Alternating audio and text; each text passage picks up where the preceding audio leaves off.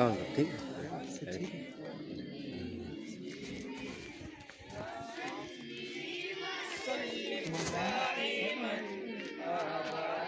على حبيبك خير الخلق كلهم هو الحبيب الذي ترجى شفاعته هو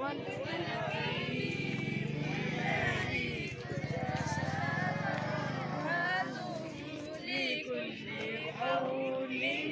الأحوال سلم دائما أبدا على حبيبك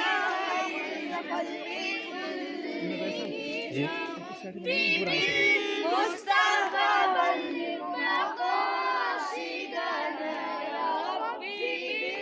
مصطفى بلغ مقاصدنا واغفر لنا يا واسع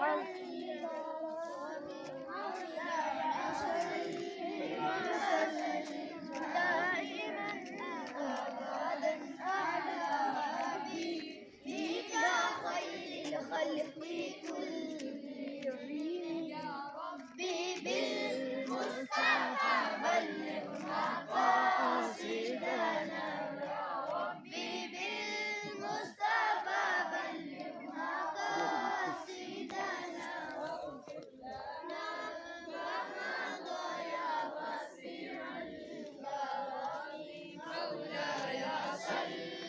وسلم यही था वो तकरीर करानी चाहिए करेगा